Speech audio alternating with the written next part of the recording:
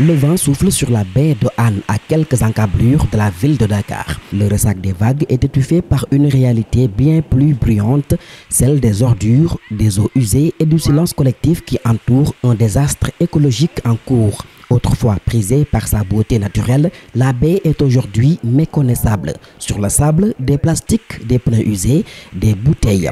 Dans l'eau, une mixture noire déversée directement depuis les égouts. Nous avons remarqué que dans le contexte aujourd'hui de la baie de Han, pour être très précis, aujourd'hui on parle beaucoup de pollution, mais cette pollution elle provient d'où? Quand on analyse, qu'est-ce que nous voyons? Nous voyons que c'est juste le fruit du fait que plus personne n'écoute plus personne. Les industriels ne s'écoutent qu'eux-mêmes et font ce qui les arrange quelque part. Les populations également essaient aussi de s'écouter elles-mêmes et finalement ça commence à créer beaucoup de brouhaha. Et c'est le fruit de tout ça qui amène cette pollution-là, qui est d'origine diverse.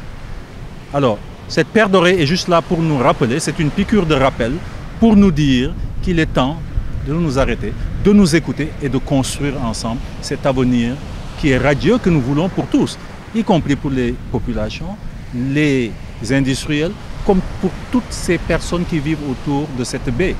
Voilà. Face à ce constat alarmant, certains ont décidé de ne plus se taire. Parmi eux, un artiste, Serigne Gorgui Mbaye, sculpteur engagé, a choisi de parler autrement. Un projet hors du commun, une sculpture de 2 oreilles géantes pour sensibiliser à la dépollution de cette baie en souffrance.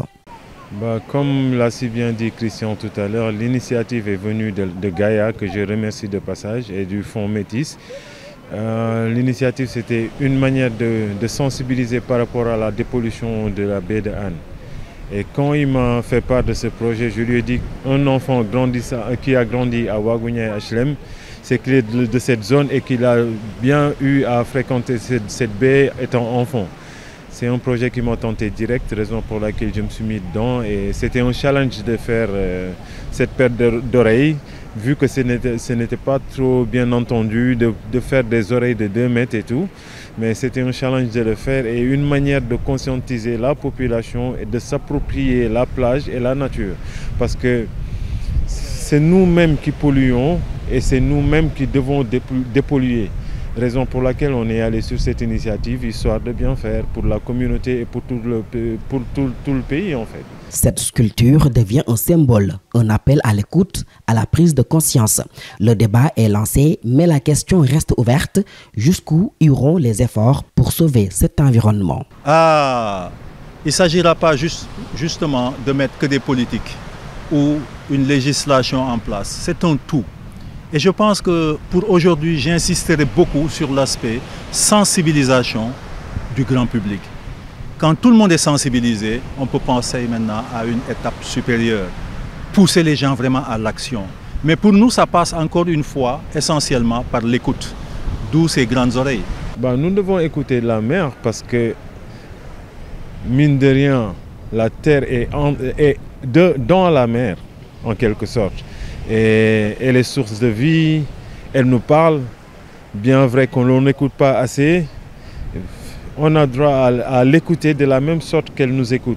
Parce que si on l'écoute pas, si on n'écoute pas la mer ne nous écouterait pas. Raison pour laquelle tous les déchets que l'on met en mer, elle la rejette direct. C'est parce qu'on ne l'écoute pas. Si on l'écoutait, nous n'allons pas y mettre des déchets. Et comme c'est quelque chose qui nous sert et qui nous donne le bien-être et la santé, nous devons la préserver.